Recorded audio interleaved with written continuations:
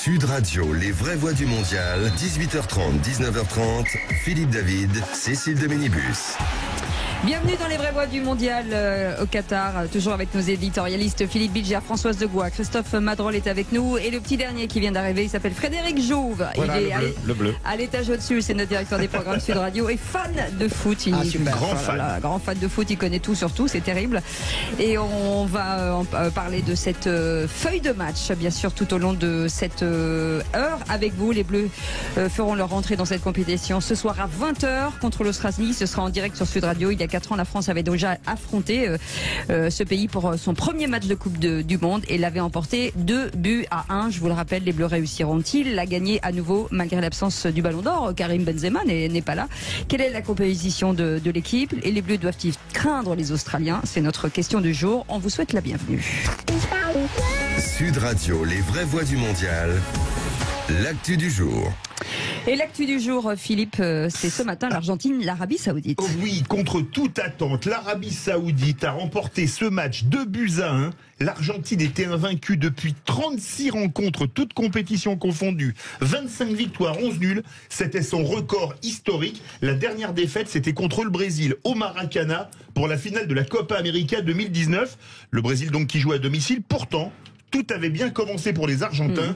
Au bout de la 10e minute, on vous prévient, c'est en version originale, Lionel Messi marquait sur penalty. Ventaja l'Argentina. El primer grito de gol del mundial. Así va Messi, 5-4, 3-2-1. Messi, Messi, Messi. Gol, gol, gol, gol, Mais les Saoudiens ont renversé la table en 4 minutes au début de la seconde période et c'est Aldassoiri d'une superbe frappe pied droit qui crucifie Martinez, le gardien argentin. C'est la télévision saoudienne en version originale et croyez-moi, ça envoie le bois.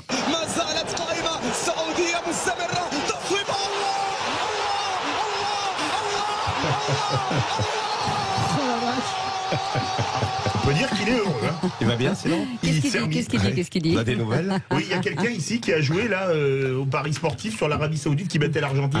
Non, mais c'était le moment, oui. Ouais. Il y avait de l'argent à faire. Alors, match du groupe D, ensuite, Cécile, Danemark-Tunisie, c'était le groupe des Bleus.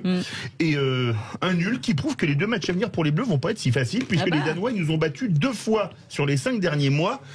Et donc, il faut impérativement battre les Australiens ce soir, non? Ah bah oui, moi c'est ce que je vous dis. Hein. On vous prévient, on vous aurait prévenu.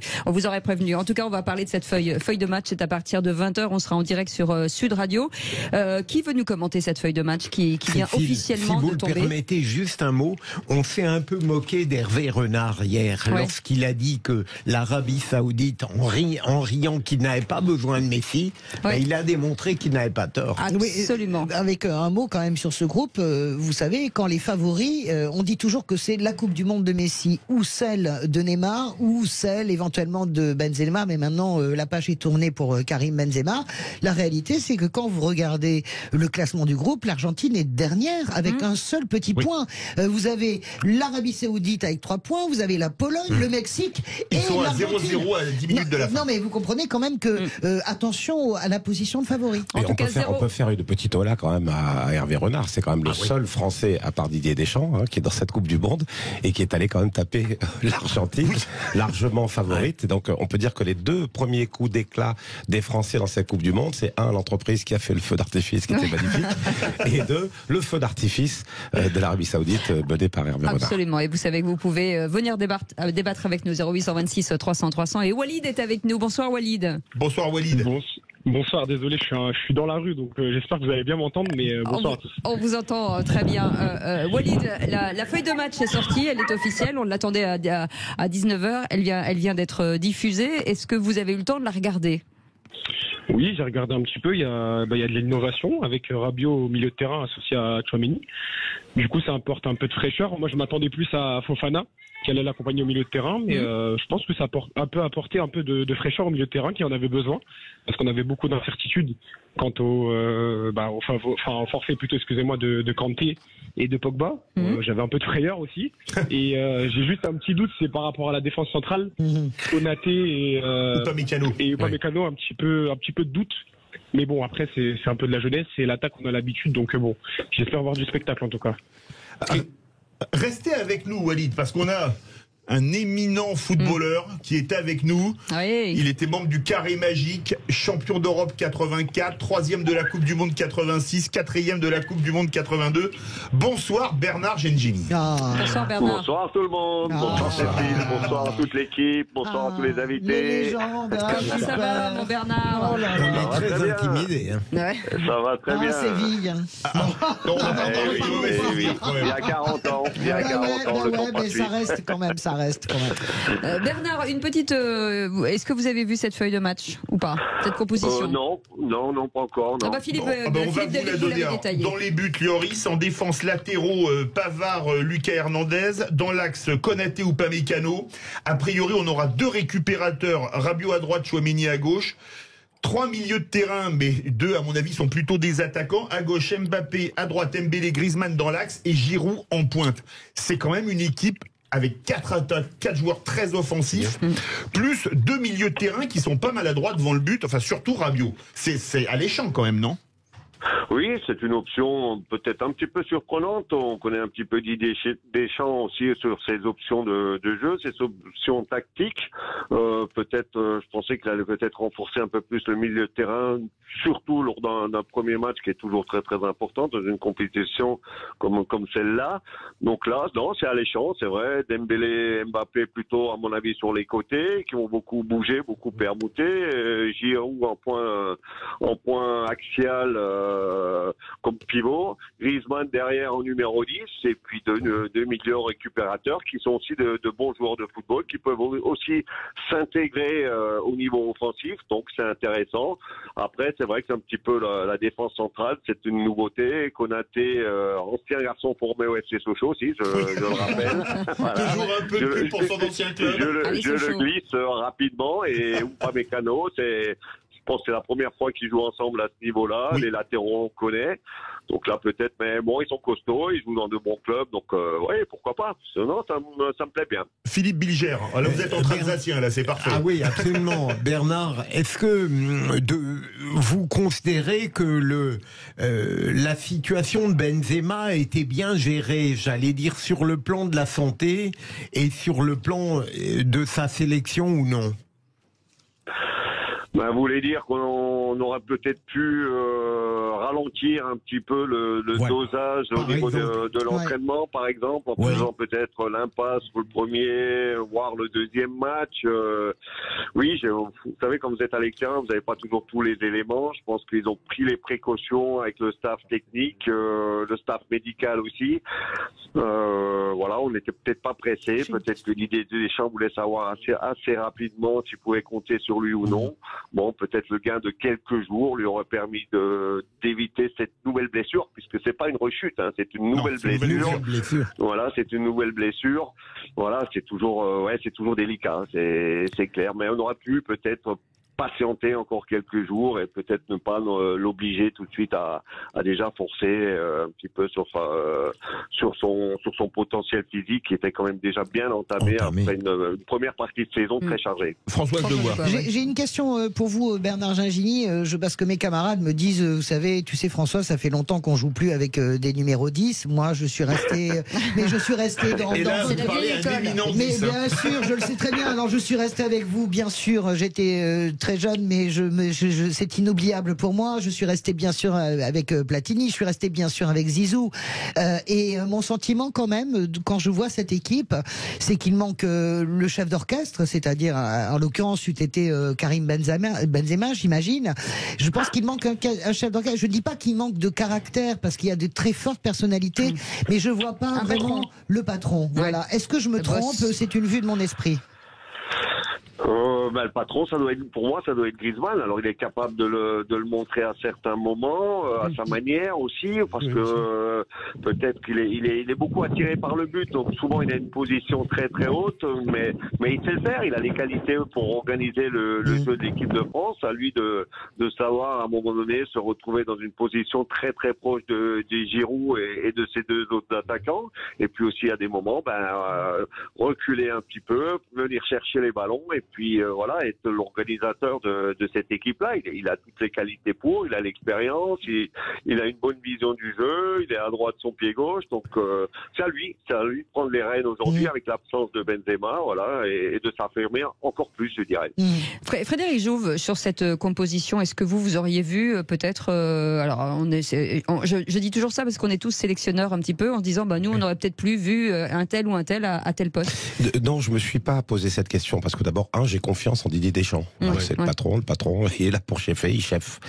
Et il nous a habitués. Vous dites ça parce que vous êtes le patron. Voilà, j'en profite pour vous le glisser. Des fois qu'on aurait oublié. J'adore. C'est bien de rappeler un peu. Non, mais à un moment, où on a le bonhomme. Où on a le bonhomme, où on n'a pas le bonhomme. Donc je me pose pas ces questions. C'est-à-dire qu'on a cette configuration d'équipe. Deschamps a décidé de pas en appeler un 26e et de ponctionner et de faire avec. Et je dois dire que je la trouve plutôt séduisante, cette équipe. Elle est extrêmement séduisante. Il y a une très belle architecture offensive. Rabiot doit prendre ses responsabilités, doit devenir ce leader, parce que s'il ne devient pas là, il ne deviendra plus jamais. Tchouaméni, on a quand même une espèce de pépite au milieu de terrain, appuyé par un Rabiot et Griezmann qui va évoluer là-dessous. Effectivement, on a cet inconnu en défense centrale. Bon, on va voir ce qui va s'y passer, parce que je crois que le cœur du souci va se passer ici, mais pas forcément contre l'Australie ce soir. C'est sûr.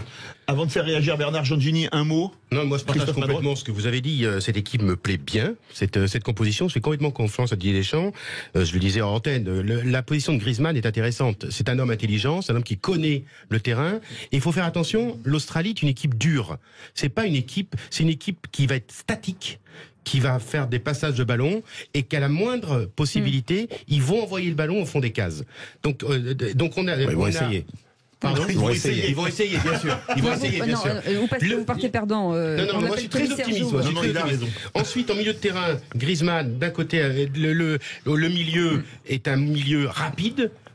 Ils vont assurer les passes vers nos avant-centres, et on va pouvoir effectivement être offensif. Ça va être un match qui va être statique du côté australien, de défense, parce qu'ils sont sur du 4-3-3, et c'est une stratégie de jeu qui est compliquée vis-à-vis de notre jeu à nous et la rapidité de nos joueurs. Parce qu'il faut bien se dire, je finis Philippe, parce que moi c'est le Marseillais qui parle, là, c'est... on pourrait parler pendant 2 heures de match. Très précis. Et donc je pense qu'on est sur une stratégie jeu rapide du côté de la France, passage de balles rapide vers les cases, mais par contre jeu dur au niveau australien avec de l'intensité. Mais je préfère que la France rencontre ce problème que d'avoir le problème que l'Australie va rencontrer avec la France. Walid, juste un petit mot avec... attention à ce que vous dites, moi je pense qu'elle est quand même en avant, l'équipe d'Australie, elle n'est pas simplement statique. Françoise, juste un petit mot avec Walid. Walid, on a un statut de favori, est-ce que c'est coup de pression énorme? Walid, vous êtes avec nous? Walid, vous savez quoi, on va leur poser la question dans quelques instants.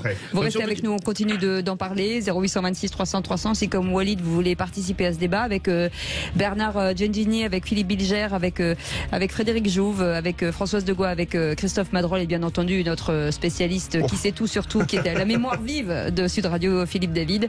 On vous attend au standard, on est ensemble jusqu'à 19h30. À tout de suite. Sud Radio, les vraies voix du mondial, 18h30, 19h30, Philippe David, Cécile de Minibus. Bienvenue dans les vraies voix du mondial au Qatar. On est ravis de vous retrouver avec nos éditorialistes du jour. Dans un peu plus d'1h30, la France joue contre 1h13 exactement contre l'Australie. Et pour en parler, Philippe Bilger avec nous, Frédéric Jouve qui est directeur des programmes de Sud Radio, avec Françoise Degois, avec notre ami Christophe Madrol, avec Bernard Giangini qui est toujours avec nous. Vous êtes toujours là, Bernard? Tout va bien? Je suis là, je vous écoute attentivement. Et on sait à sa voix que sa patte gauche est toujours aussi performante sur coup franc. Le pied gauche, absolument. Oui. Vous savez combien de gauchers il y a dans l'équipe, là, en parlant de gauchers? Non. Alors, sur 11, avec Loris, bien entendu, 6 gauchers. C'est bien. C'est pas mal, j'aime bien. Walid est avec nous, 0826 300 300. Walid, je vous disais tout à l'heure, on arrive comme favori. Est-ce que c'est une pression supplémentaire à laquelle il va faire face? Bien sûr. Après, vu la prestation pendant l'Euro 2021, c'est vrai que c'était la pression elle a un peu plus monté entre guillemets entre temps, et surtout avec les blessés qu'on a eu avant le mondial. le forfait de Karim Benzema, les forfaits successifs, comme je vous l'ai dit tout à l'heure, de Pogba et Kanté. On a une sorte de réorganisation, surtout au niveau du milieu de terrain. On a tenté des choses aussi. Je pense que Didier Deschamps a tenté de faire jouer des pistons à l'époque avec Jonathan Klaus sur les côtés. Et il avait tenté aussi Coman. Ça avait plutôt bien fonctionné parfois, mais pas tout le temps. Et je pense que oui, ça rajoute une pression supplémentaire. Après, on a des joueurs comme Mbappé, parce que tout à l'heure, sur le débat d'avant, vous parliez de patron. Et je pense qu'aujourd'hui, Kylian Mbappé peut avoir ce rôle de patron, même s'il est jeune. Mais je pense qu'il peut l'avoir ce rôle de patron. Il peut prendre les clés du camion. Alors, Françoise de Gaulle et Christophe Madrol ne sont pas d'accord avec vous. Non, Walid, je sais pas, parce que moi, je ne suis qu'une amatrice éclairée. Je lis l'équipe depuis 30 ans. C'est le premier journal que je lis. C'est pour vous dire. Le matin. Le problème, c'est qu'elle le lit, mais qu'elle ne comprend pas. J'adore l'équipe, j'adore le sport. Moi, je sens pas, alors c'est peut-être une intuition féminine, mais je ne sens absolument pas la capacité, encore aujourd'hui, de Kylian Mbappé d'être le patron de l'équipe, de prendre les clés du camion. Moi, je ne sais pas pourquoi on n'a pas rappelé quelqu'un comme Fekir, qui est un joueur que j'adorais Fekir. Il s'est un peu perdu dans les sables de la Liga au Betis Séville. Et moi, voilà, ce qui m'ennuie dans cette équipe, c'est qu'il y a beaucoup de gens en courant alternatif. Rabiot est formidable, mais il peut être aussi monstrueusement moyen. Dembélé, c'est pareil. Je crois que Walid, vous devez nous laisser. Non, mais allez-y. Je suis assez d'accord avec Walid parce que je me souviens, Philippe, vous me l'avez confirmé hier, que lorsque Mbappé était seul à avoir la main, en quelque sorte, dans une équipe, il a été formidable. En Ligue des Champions, il a déjà été formidable. Ce qu'on peut dire sur Kylian Mbappé, c'est que patron d'une équipe, non, je pense qu'il n'est pas du tout dimensionné pour ça. En plus, c'est pas son job. C'est un leader technique, ça c'est sûr. C'est le leader technique de l'équipe de France. Ce qui nous manque avec des absences comme Kipembe derrière, par exemple, c'est des leaders de vestiaire aussi. Ça, c'est vrai. Ça nous manque. Et là, il nous manque un vrai leader charismatique de vestiaire. Bernard Gengini. Bernard, est-ce que Mbappé il peut prendre les clés du camion, comme on dit chez les footeux, dans cette Coupe du Monde, et devenir le taulier? Pas que chez les footeux. Mbappé, c'est un joueur décisif. C'est clair qu'il peut faire la différence par ses grandes qualités à tout moment. Mais le patron, pour moi, c'est en général un garçon qui joue soit en défense centrale, soit au milieu de terrain. Kylian est à une position beaucoup plus haute. Un patron, c'est quelqu'un qui au niveau du jeu prend le jeu à son compte, organise, demande les ballons, ralentit, accélère le jeu. C'est Messi. Mais est-ce que Giroud peut se révéler dans une lignée pareille, dans un job pareil? Et c'est pas son boulot. Non, c'est pas le même profil. C'est aussi un attaquant axial qui va être là pour fixer, pour permettre, pour libérer des espaces un petit peu pour les deux autres garçons qui vont très très vite. Ça c'est clair. On a aujourd'hui un atout vitesse que peu d'équipes ont entre Mbappé et Dembélé. C'est les deux fusées. Donc on va jouer sur les. Je pense que là aussi l'idée des champs, c'est d'écarter le jeu, de passer par les côtés, et puis d'utiliser la vitesse de ces deux garçons-là. Parce qu'on a quand même... Sur l'Australie, justement, Christophe Madrol. Deux mots pour dire ce que dit l'Australie. C'est vrai que moi, j'ai parié 2-0 parce que je vois très bien Griezmann donner les balles à nos attaquants qui iront marquer. Parce qu'on a quand même, sur nos deux ailes, la dynamique et les plus rapides. Les Australiens sont costauds. C'est une équipe costaud qu'on connaît individuellement, peut-être pas collectivement, mais c'est un jeu qui va être fermé. C'est un jeu qui va être très défensif. Comme il y a 4 ans. Une charnière, et ça va être difficile. Je pense qu'on va gagner, je sais qu'on va gagner, et j'ai parié avec mes amis 2-0 parce que je pense que le fait que Griezmann verrouille le centre d'une façon, une intelligence où il pourra donner et jouer avec ses deux ailiers, il donnera à l'avant, et Mbappé et Dembélé pourront aller marquer parce que ce sont les plus rapides sur le terrain. Et ça va être un jeu qui va se jouer sur la rapidité du joueur.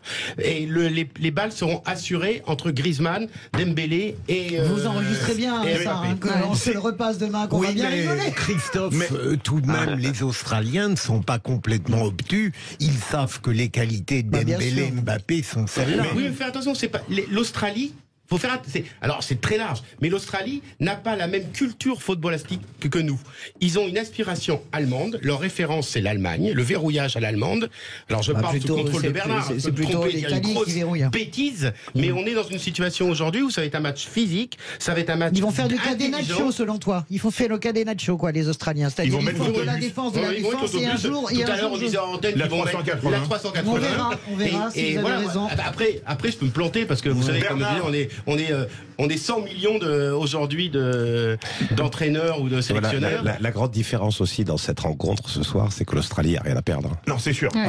Bernard, c'est pour ça que je dis que favori, la pression elle est énorme pour nous. Ah, nous on a la pression. Bernard, je vais vous rappeler des grands souvenirs. Une équipe qui jouait un peu comme l'Australie, c'était le Canada, premier match des Bleus en 86 à la Coupe du Monde. Une équipe qui jouait à 10 derrière, très physique, très anglo-saxonne, très à l'australienne. Et vous aviez sué sang et eau pour arriver à gagner 1-0 avec un but de Papin à 10 minutes de la fin. Ouais. Vous le voyez un peu pareil, ça, le Canada, c'est pas un peu, l'Australie, c'est pas un peu comme le Canada il y a quelques années? Oui, je pense un petit peu, mais c'est vrai que cette équipe australienne va nous attendre, voilà, va laisser venir, et puis je crois aussi que c'est pour ça que voilà Mbappé et Dembélé ont un rôle important. Il faudra qu'ils aillent provoquer. Je pense qu'il y aura beaucoup de monde en défense, donc il faut des bons dribbleurs pour effacer l'adversaire, pour percuter face à une défense renforcée. Donc ça, ils sont capables de le faire. Maintenant, ça va pas être un match facile. On a l'exemple encore d'il y a 4 ans, hein, contre ces mêmes Australiens. Je crois qu'on a dû attendre toute fin de match pour gagner la rencontre. Mais voilà. Et le Canada, c'est vrai que on s'était quand même créé beaucoup d'occasions de but. Jean-Pierre Papin, je crois que il aurait pu finir meilleur buteur de la Coupe du Monde sur ce match-là. Il aurait presque pu rattraper juste Fontaine sur ce match-là. Non, j'exagère. Mais il avait quand même trouvé le chemin en fin de match. Mais on s'était quand même créé beaucoup d'occasions de but et on avait été assez maladroit ce jour-là dans la finition. Walid, avant la fin, parce qu'il nous reste 1 minute 30, l'homme du match pour vous, ça peut être qui? L'homme du match, je sais pas. Enfin, là, j'en ai pas en tête. Vous aimeriez que ce soit qui, non? Personnellement, j'ai un petit affect pour Olivier Giroud parce que c'est un peu une trajectoire bizarre entre guillemets. En équipe de France, il a jamais été, incontournable, comme peut l'être Kylian Mbappé aujourd'hui auprès des Français. Et je pense que c'est un peu une tête de groupe entre guillemets. C'est quelqu'un qui aimait un peu de tous dans le vestiaire. Et je pense que ça peut être lui. Après, pour revenir juste au débat d'avant. Je pense que ce qui manque à l'équipe de France aujourd'hui, c'est un créateur. C'est ça qui manque à l'équipe de France. Comme à l'Euro 2016, on avait Dimitri Payet, pour qui j'ai un affect exceptionnel parce que je suis Marseillais. Voilà, désolé de le dire. Oui, mais vous avez raison, parce qu'il était exceptionnel quand il est en forme, il est magistral. Walid, on peut avoir quelques... Ah pardon. Allez-y. On peut avoir quelque chose d'assez incroyable. On peut avoir effectivement Griezmann qui joue très proche de Giroud. Oui, très proche de Giroud. Et je pense que ça peut créer une belle connexion entre les deux. C'est ça, je pense que la connexion... Et puis un petit message, si Giroud met un doublé, il égale Thierry Henry comme meilleur buteur historique des Bleus. Et là, ce serait vraiment sensationnel. Ouais. Et puis surtout, il manque un joueur en Australie. On ne sait pas où il est, c'est Brian. Where is Brian? Where is Brian?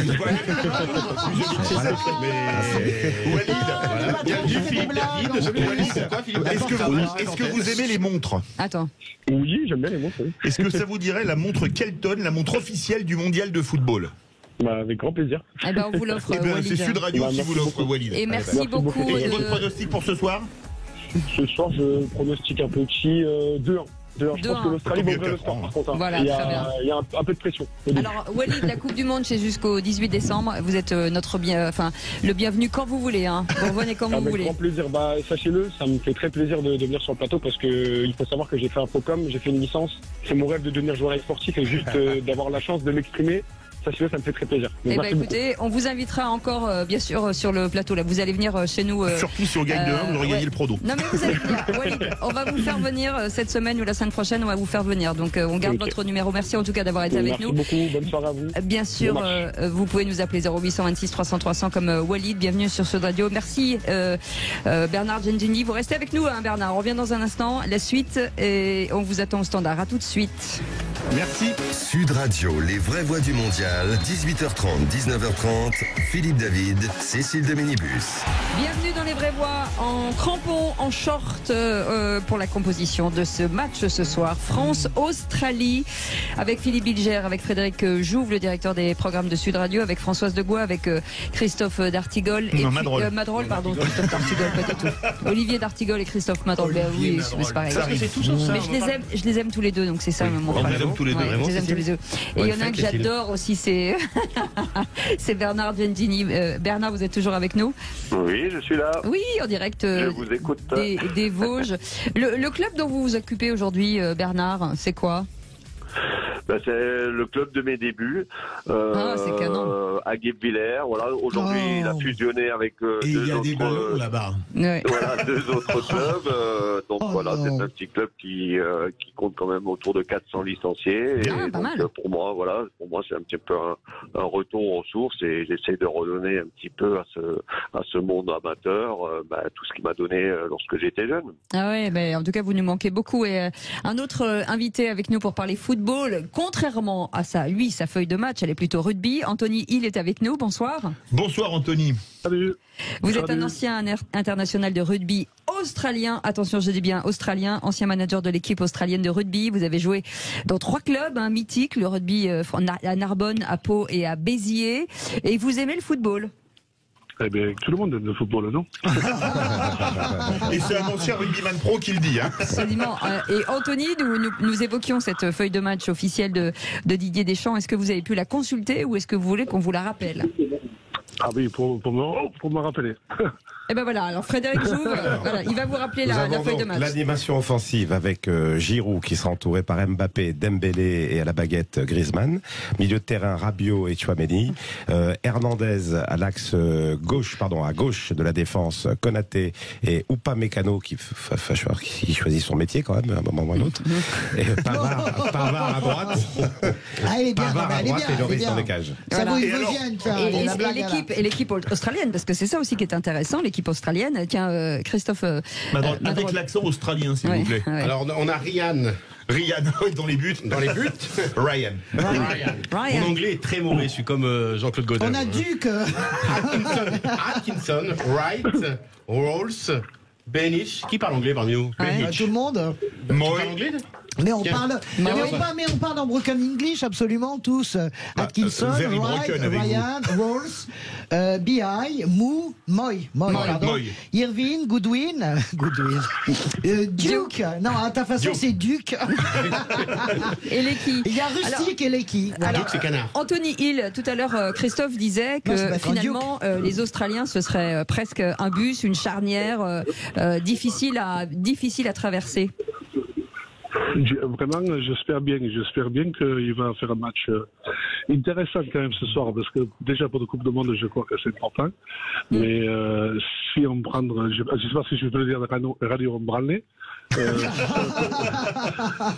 pouvez nous le dire en anglais? Ça serait bon pour mes affaires à la bonne, mais pas trop bon pour mon pays. Et si vous aviez un pronostic à faire pour ce soir, parce que tout le monde a donné un pronostic. Alors, mes 50 €, j'ai mis sur l'Australie quand même, parce que j'ai dit oui, c'est pas très fabuleux. Bah, écoute, qui sait qu'est-ce que ça va donner? Après, on a vu Arabie Saoudite contre l'Argentine. Oui. Le seul truc que je sais, que ça va moins rigoler sur le plateau après le match si l'Australie gagne quand même. Ouais. Bernard Gengini, vous avez jamais joué les Australiens, parce que je trouve notre ami Anthony il est un peu chambreur. J'ai l'impression de voir les Anglais après un match du tournoi Destination qui nous disent quand on a perdu thank you, good game. Ouais, mais c'est vrai qu'ils ont rien à perdre dans ce match-là et nous on va affronter une équipe solide, une équipe qui va jouer regroupée et c'est à nous de trouver les solutions. Voilà, tout à l'heure on parlait de la vitesse de nos deux attaquants sur les côtés, Dembélé et Mbappé, mais peut-être aussi que le jeu de tête de Giroud sera également un élément important parce qu'il faudra peut-être des centres et lui il est capable de rivaliser avec les solides défenseurs adverses dans ce domaine-là. Françoise de Gois. Alors, hors de comment dirais-je, de la qualité technique de ce match qu'on peut commenter comme ça à l'infini tant qu'il n'est pas joué. De toute façon, voilà. Moi, j'ai un carton jaune à adresser et je voulais avoir le point de vue de Bernard Gingili parce que c'est une autre époque et puis d'Anthony également en tant que joueur. Je pense que ce qui se passe avec la FIFA depuis le début de ce mondial est absolument délétère. Je pense que c'est un carton rouge même. mais c'est même carton rouge. Ouais. C'est complètement indigne. On a vu hier les joueurs iraniens. Je sors du sport pur, prendre des risques même physiques et des risques pour leur propre vie en refusant de chanter l'hymne iranien en solidarité, si vous voulez, avec la révolution qui est en cours. Et on voit que la FIFA menace les fédérations et les joueurs de sanctions sportives si elles mettent ce simple bastard. J'ai vu Alex Scott, qui est une très grande commentatrice britannique, très célèbre, qui a mis son brassard. J'attends de voir ce que vont faire les présentateurs français. Est-ce qu'ils vont mettre leur brassard? Je pense à Grégoire Margoton, je pense également à Oscar de la Fonseca, par exemple. Est-ce que vous mettrez Omar, pardon. Est-ce que vous mettrez ce brassard? Vous, en tant que joueur, est-ce que vous considérez que finalement les fédérations se sont couchées pour des questions évidemment de gros sous, parce que tout le monde veut récupérer les droits à la fin, et à votre époque, et qu'est-ce que vous auriez fait? Je comprends que vous compreniez les joueurs, mais quel est votre point de vue sur ce comportement? On va commencer par Bernard Gingili. Oui, c'est une autre période, une autre époque. Oui. Oui, effectivement, on a toujours mélangé football et politique, mais c'est vrai qu'aujourd'hui, on discute beaucoup de l'attribution justement de cette Coupe du Monde au Qatar. Je crois qu'il fallait quand même se bouger un petit peu plus il y a 10 ans lorsque le Qatar a été nommé à la place des États-Unis. C'est vrai que vous le disiez, madame, il y a d'énormes intérêts financiers en jeu, mais c'est vrai aussi, moi je dirais surtout il y a quelque chose qui m'a marqué, c'est vrai que l'enjeu de cette Coupe du Monde ne mérite pas que plusieurs milliers de travailleurs perdent la vie pour permettre le bon déroulement ou la bonne tenue de cet événement.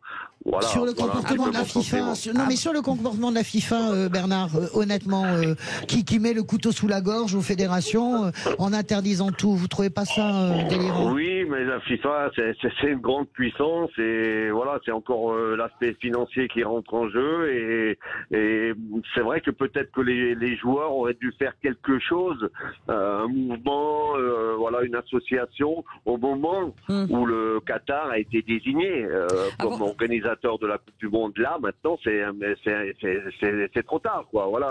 Mais peut-être ça permettra justement à l'avenir que les joueurs se mobilisent plus, notamment quand il y aura une désignation d'un pays monarchique comme l'est le Qatar. Christophe Madrol. Oui, merci Bernard. Je vais me faire beaucoup d'ennemis, c'est ce que je veux dire. Donc ne m'insultez pas sur Twitter. J'en ai ras-le-bol de ce faux procès. Le foot, c'est la fête. On aurait dû se réveiller. Si on aurait donné la Coupe du Monde aux États-Unis, si on avait donné, pardon, vous avez raison, on aurait pu prendre l'histoire des États-Unis. Ils n'ont pas été très cool avec les Indiens, pas très cool avec l'Amérique du Sud, etc. Non, François, le foot, c'est... Non mais alors, on peut critiquer ce qui se passe par rapport à la Chine, par rapport aux Ouïghours, on peut parler de tout. Le foot, c'est la fête. Moi, je rentre dans une période de 15 jours où j'ai regardé les matchs de foot parce que j'aime le foot, parce que je vais voir la stratégie de la France. Et voilà, donc, il y a 10 ans, on aurait dû tous se bouger. On ne s'est pas bougé. On assume maintenant d'accompagner les matchs de foot au Qatar et de soutenir l'équipe de France. L'octroi résultait d'une fraude absolue. Vous ne pouvez pas comparer avec les États-Unis. C'est vraiment... honnêtement... J'ai envie que ça soit... J'en ai marre de ce propos. Je suis d'accord. Je suis d'accord sur le fond. Donc t'es d'accord, dis-le. T'as une personnalité politique, t'as une parole politique, sérieux. Tu peux pas nous expliquer que c'est un moment agréable, faire comme Loris qui dit je veux pas froisser les valeurs du Qatar, tout ça parce que... Arrête. On parle d'un brassard. Et qu'est-ce que tu penses des Iraniens qui refusent de chanter? C'est exceptionnel de faire ça. Et ben alors, et donc t'es pas d'accord? Est-ce qu'on peut dire aujourd'hui que c'est le moment du football? Non. Pour les Iraniens, c'est le moment. Le sport a toujours été politique. Pour les Iraniens, ça a été un moment exceptionnel de combat politique. Alors, on a plein d'explications, Françoise, par rapport à ça. On est effectivement, nos joueurs auraient pu porter un brassard. Nos commentaires sportifs pourraient porter un brassard. Mais est-ce qu'on peut se dire à un moment donné qu'on arrête cette polémique intéressante et qu'on arrive à faire à soutenir l'équipe de France? Il y a des gens qui meurent en Iran et il y a des homosexuels qui sont tués, qui font de la prison au Qatar. On va pas faire un débat à deux. Attendez, on va pas faire un débat à deux. On parlait de la FIFA, justement, Frédéric. Frédéric Jouve, vous aviez aussi contre la FIFA un espèce de carton jaune, carton rouge aussi. Génial. J'ai un dossier bien plus important que l'histoire du brassard. En fait, ces cartons jaunes absolus à la FIFA qui testent toujours des nouvelles règles d'arbitrage en pleine Coupe du Monde, comme l'introduction, par exemple, cette année du hors-jeu semi-automatisé, où j'ai pas encore tout compris dans l'histoire. Mais le gros dossier de cette année, c'est effectivement les rallonges sans fin. Les matchs qui ne s'arrêtent jamais, le temps additionnel qui n'arrête pas de s'additionner. Et en plus, c'est volontaire de la part de la FIFA de tester c'est voulu. Donc hier, on a un match qui dure 116 minutes. Alors, c'est énorme. Si on décortique, c'est pratiquement les prolongations. C'est lequel, Frédéric? C'est États-Unis, Pays de Galles, Angleterre, Iran. Ouais. Donc, ce qui veut dire 116 minutes, ça veut dire 90 minutes, la durée d'un match de foot, plus 26 minutes. C'est ça la réalité de ce que ça veut dire. Donc, alors en fait, déjà, on nous vole notre joie et notre émotion quand on marque un but. On ne sait pas s'il y est ou s'il n'y est pas. Ça, on nous l'a volé, ça. Voilà. On joue avec nos émotions. Maintenant, on ne sait même plus quand le match va se terminer. Ouais. Or, le chronomètre. On a un train derrière, hein, c'est pas. Oui, mais le chronomètre, c'est aussi l'ami du supporter. Ouais. Je veux dire, la passion, la joie, l'émotion, elle vient aussi parce qu'à un moment, il y a un chronomètre qui s'arrête. Mais là, on ne sait pas quand il s'arrête parce que là, on s'est tapé 26, presque 27 minutes de jeu supplémentaires contre les Pays de Galles et les États-Unis. 15 minutes. C'est 9 minutes pour être précis. Non, la seconde période 9 minutes, mais il y avait eu 6 minutes sur la première période. Alors que le temps moyen de temps additionnel sur la Russie, il était de 7 minutes. Donc voilà. Donc moi je dis, nous on n'est pas des algorithmes en fait. On est des supporters de football. Mais pourquoi ils font ça pour vendre plus de pubs? On va en parler dans quelques instants. C'est un bon teasing. On va en parler avec Anthony Hill sur le rugby et avec Bernard Gengini sur le football, de dire que quand on est joueur, quand on est sur le terrain, est-ce que c'est pas compliqué à gérer? On revient dans un instant et vous pouvez commenter bien entendu. 0826 300 300 vous attend au standard. Vous avez le droit de venir vous engueuler avec nous, on vous en voudra pas. Allez, à tout de suite, bienvenue. C'est les vraies voix du mondial. Sud Radio, les vraies voix du mondial, 18h30, 19h30, Philippe David, Cécile de Minibus. Bienvenue dans les vraies voix du mondial au Qatar. 0826 300 300. Si vous êtes un supporter, vous allez forcément regarder le match ce soir. C'est chez vous ou dans un bar ou dans un club, ou en tout cas vous nous appelez pour nous en parler. On est toujours avec Bernard Gengini et toujours avec Anthony Hill pour ce que disait tout à l'heure il y a quelques instants Frédéric Jouve, justement sur ces arrêts de jeu qui durent. Bernard Gengini, est-ce que aujourd'hui ça prend pas, c'est pas la débandade, ça devient pas un peu n'importe quoi ces arrêts de jeu? Quand ça passe à près de 24 ou 25 minutes de plus qu'un match de 90 minutes, qui à un moment donné, c'est n'importe quoi. Vous voulez me faire dire que le foot c'était mieux dans les années 80? Oui, si vous le dites, on sera d'accord. C'est ça. Oui, c'est vrai que tout est maintenant décortiqué, analysé, tout est pris à seconde près, il y a un petit peu moins d'improvisation, on va un petit peu trop loin, quoi. Je préférais, comme je rigole, mais le football de notre époque, il y avait moins de contraintes, on jouait l'esprit beaucoup plus libre.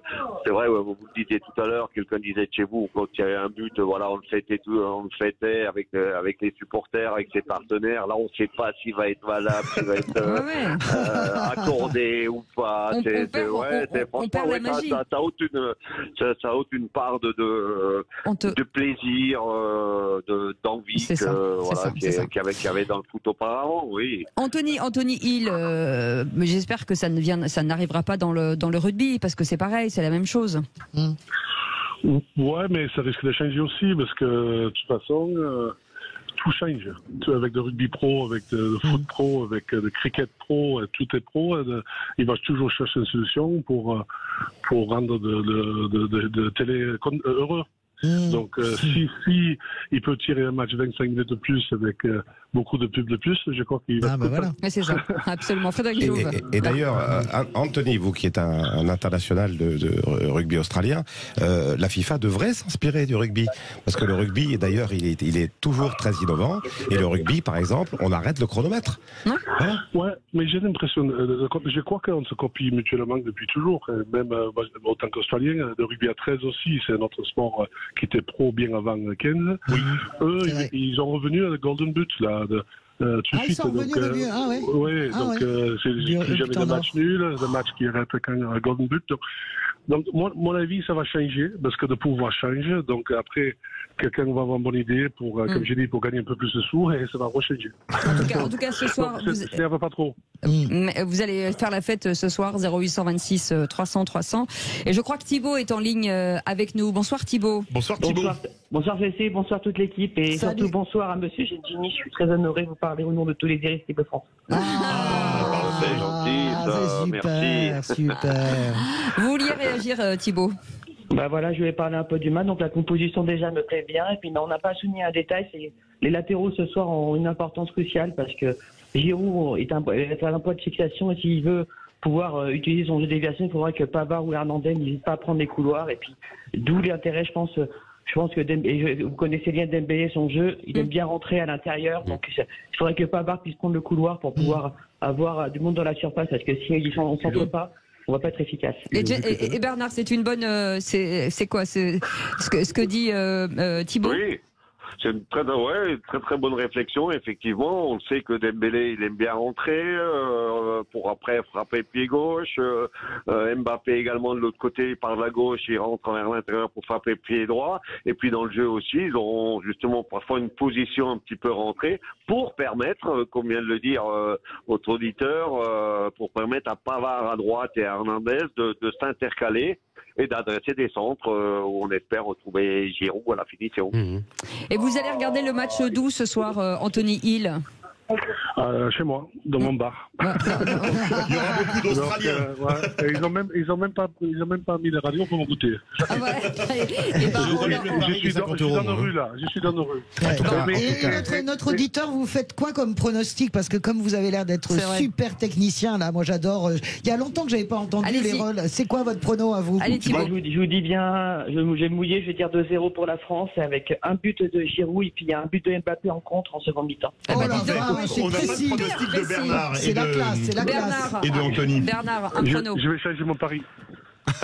J'ai un premier match, c'est toujours compliqué, c'est vrai, c'est jamais gagné d'avance, bien entendu, mais donc j'ai un petit peu peur du 0-0, ce qui serait vraiment pas terrible, mais allez, voilà, 1-0. 1-0 pour Bernard. Que, voilà, c'est pas énorme, voilà, mais ce serait 3 points et ça lancerait bien l'équipe de France dans ce match. Oh que oui. En tout cas, merci beaucoup, merci d'avoir été avec nous. Merci beaucoup Thibaut. Une petite Ola spéciale. Excusez-moi, je fais une petite dédicace. Anthony. J'avais promis. Donc je fais une dédicace à vous, Conseil Paris, c'est la boîte d'experts comptables de travail. Ma famille, mon petit neveu Léo va avoir un an dans un mois. Donc je voudrais tellement l'embrasser très fort et puis à tous les irrésistibles français. Voilà.